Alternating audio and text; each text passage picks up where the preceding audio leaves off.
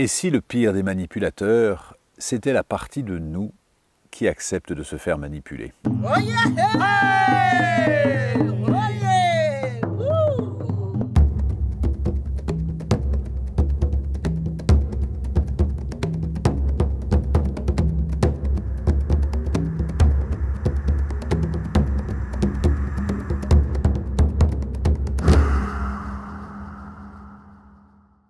59 saisines sur le chamanisme, 159 concernant des mouvements spirituels ou psychospirituels dont le chamanisme, tel était le bilan publié par la Miviludes dans son rapport de 2021. La boîte a décidé d'un plan social, ça peut arriver. Est-ce que je peux, dans ce plan social, mettre le maximum d'humanité pour faire en sorte que les choses se passent bien? Comment on fait le lien entre l'entreprise, parce que là c'est un podcast sur le leadership, donc tu vois, entre l'entreprise et l'animisme, et le chamanisme, et ses récits. Alors ce qui est très banal, tu vois, par exemple chez les Touaregs, c'est très banal, on dit celui qui voit, vraiment voix qui chouffe, choifa, ou presque avec de la médiumnité, et celui qui va leader la caravane. Donc ça veut dire qu'il va voir un peu en avance et prendre normalement les bons chemins. On va pas se perdre dans le désert, on va pas se faire attaquer ou je sais pas trop quoi, ou on va pas mourir déshydraté. Voilà, il faut peut-être élargir nos perceptions et les notions qu'on a du business, mais finalement, avec le temps, et avec les rencontres, je me rends compte qu'il y a beaucoup de grands patrons d'entreprises aujourd'hui en France qui sont quand même très spirituels, qui comprennent ces enjeux et qui se prêtent volontiers justement au jeu parfois. Ouais. Dans ce que tu dis, mais je vais pousser le bouchon. Oui, vas-y. Mais le CEO devrait être le chaman corporate. Peut-être. Quelque part. Mais quelque part. Parce qu'en fait, c'est celui qui voit, non? Oui, enfin, y a un visionnaire, ouais. Mais je pense qu'il y a plus de CEO qui pensent avoir peut-être du flair, et ça se trouve qu'ils ont au-delà du flair, mais qui pensent que ça reste du flair et c'est pas autre chose. Mais ça se trouve que c'est autre chose. En France, il existe un festival annuel du chamanisme dans l'Aisne, avec 120 participants venant d'Afrique, du continent américain, d'Océanie, d'Asie et d'Europe, dont quelques druides français. Pour que l'humanité aille mieux. Le message, c'est qu'ils récupèrent leur intégrité et leur pouvoir, qu'ils ne délèguent plus à des structures sociales, politiques, économiques et religieuses, qu'ils arrêtent de faire des transferts d'excellence sur des maîtres, sur des sectes, sur des gourous. Le message, c'est qu'ils puissent retrouver leur nature profonde, et cela par la nature. Par ailleurs, si ce type de festival est l'occasion d'adouber certains chamans, il y régnerait également une bonne dose de compétition. Oui, il y a de la compète dans le chamanisme, entre tribus, ça, partout. Le chamanisme ou néo-chamanisme est relié à toutes sortes de pratiques à risque, notamment l'utilisation de substances hallucinogènes telles que l'ayahuasca, l'iboga ou la buffoténine, du venin de crapaud. En 2015, une Canadienne de 32 ans trouve la mort au Pérou lors d'une retraite ayahuasca. Alors, la médecine de demain, il y a pas mal de choses. D'abord, elle va devoir se débarrasser de l'industrie pharmaceutique. Je ne dis pas qu'il faut tout supprimer, mais du pouvoir de l'industrie pharmaceutique, c'est fondamental. La deuxième, c'est qu'elle doit revenir plus à une médecine de Claude Bernard qu'à une médecine de Pasteur. On sait le rôle des microbes, on sait ce qui se passe, on sait comment agir dessus, mais il faut revenir à une médecine du terrain. Maladie n'est rien, le terrain est tout. Il faut rééquilibrer fondamentalement. Là, aujourd'hui, on est à 500% de Big Pharma et 100% de médecine scientifique. C'est même pas de la science, j'appelle ça du scientifisme. Dans la nuit du 28 au 29 juin 2023, le médecin homéopathe Olivier Soulier, figure de la sphère anti-vax, meurt lors d'une cérémonie chamanique avec des champignons hallucinogènes et de la DMT, diméthyltryptamine. La DMT est un puissant hallucinogène, principe actif principal de l'ayahuasca. Une enquête pour homicide involontaire et exercice illégal de la médecine est alors ouverte. Autre pratique à risque, les huttes de sudation. Il s'agit d'un rituel dans une hutte sauna dont l'origine serait nord-amérindienne. Cette pratique est censée permettre la communication avec les esprits. Pour Arnaud Rioux, la hutte permettrait de décristalliser ce qui a besoin de circuler, c'est-à-dire nos émotions, nos peurs, nos colères, nos sentiments refoulés qui provoqueraient perturbations émotionnelles et pathologies. Plusieurs polémiques sont apparues suite à des décès liés à ce rituel. Citons-en deux. En 2009, à Phoenix, en Arizona, avec 2 morts au Angel Valley Resort et 19 personnes hospitalisées. Le 16 octobre 2009, CBS News rappelait que l'Angel Valley Resort est dirigé par le gourou du développement personnel James Arthur Ray, fervent adepte de la loi de l'attraction. À l'époque des faits, l'homme, surnommé guerrier spirituel, est visé par une enquête pour homicide. À l'époque, James Arthur Ray a gagné un demi-million de dollars grâce à cette retraite. Il est condamné et incarcéré dans une prison d'État de la région de Phoenix jusqu'en juillet 2013. En 2016, au Québec, Gabrielle Fréchette, organisatrice d'un séminaire de développement personnel, est condamnée à 3 ans de prison suite à la mort d'une stagiaire lors d'un rituel de sudation en juillet 2011. Gabrielle Fréchette était persuadée d'être habitée par l'entité Melchisédek, personnage biblique récupéré par la littérature ésotérique. Après 6 mois d'incarcération, elle est mise en liberté conditionnelle avec abstention de mener des ateliers ésotériques. Aujourd'hui, voilà, on m'appelle justement parce que je fais de la méditation, on m'appelle parce qu'on fait un travail émotionnel. Donc qui a changé? Alors peut-être moi j'ai vu le changement plus dans les PME.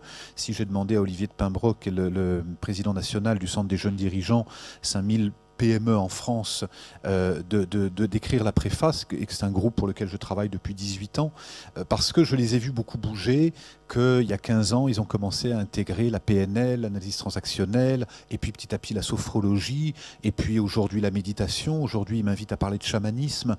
Donc on avance. Si les entreprises se tournent vers ce genre de pratique, pourquoi s'étonner de voir France Travail proposer des stages de magnétiseurs énergéticiens ou praticiens énergétiques en Reiki ?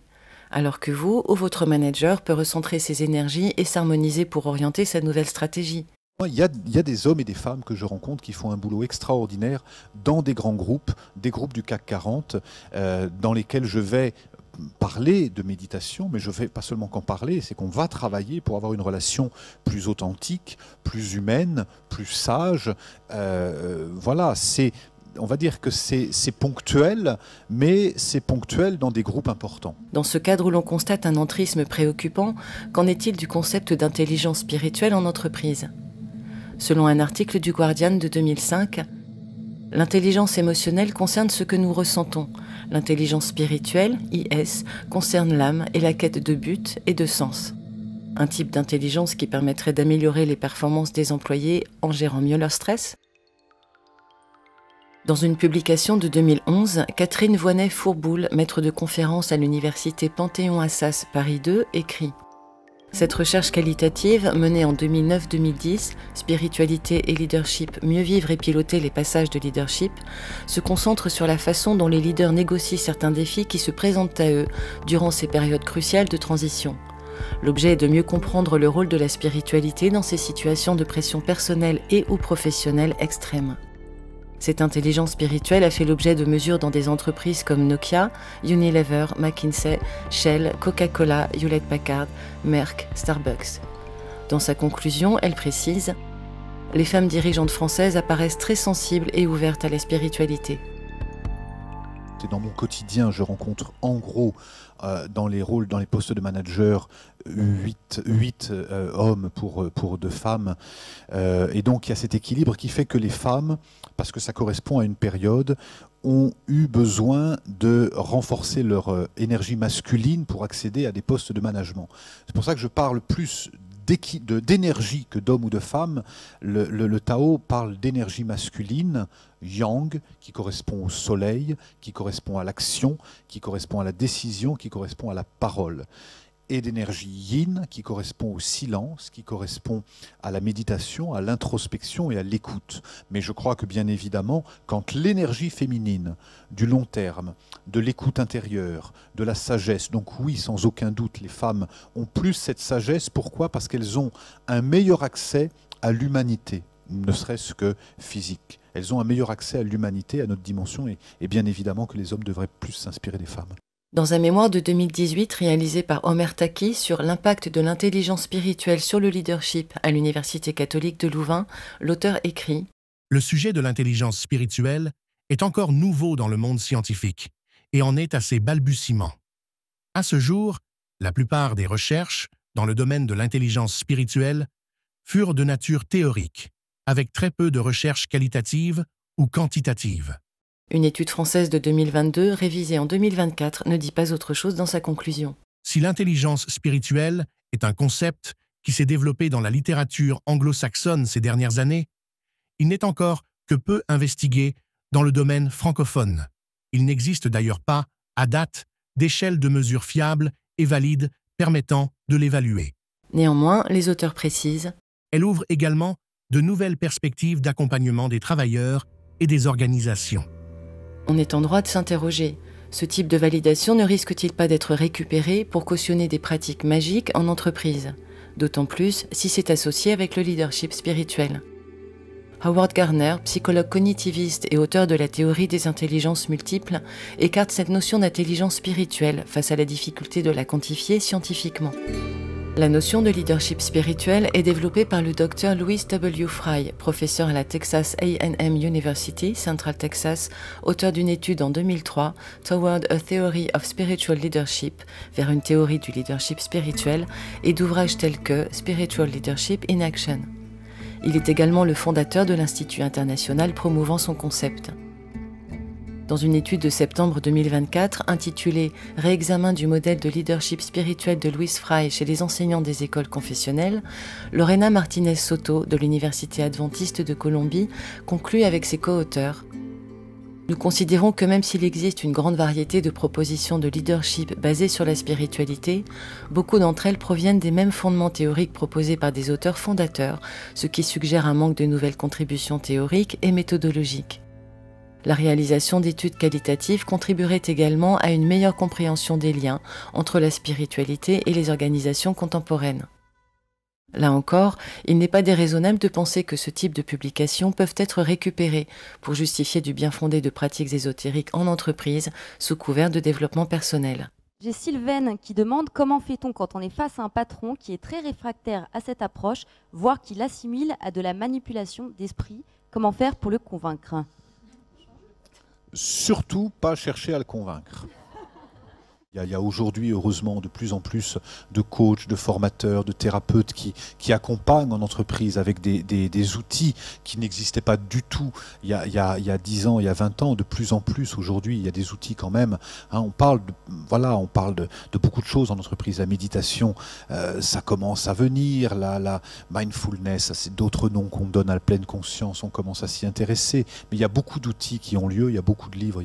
Les outils manquent pas. Dès lors qu'on en cherche, ils manquent pas. Pendant ce temps, si votre RH néglige de vérifier les propositions de tel stage, à vous de rester vigilant.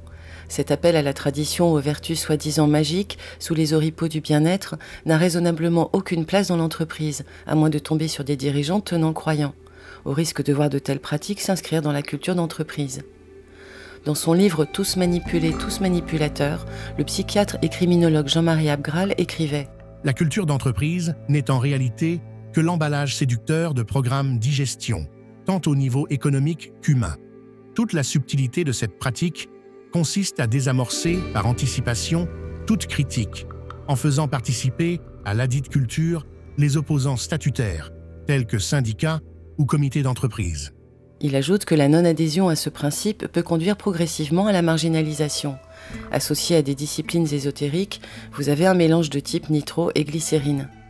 À l'heure où des entreprises, y compris de services publics, proposent à leurs salariés des séances de méditation ou des séances tarifées de sophrologie, permettez un petit rappel. Vous ne signez pas un contrat de travail pour être orienté vers une croyance, mais pour une charge de travail avec des droits et des obligations, non pour subir un endoctrinement spirituel. Le domaine des croyances et autres spiritualités est un choix individuel, votre employeur n'a pas à s'en mêler.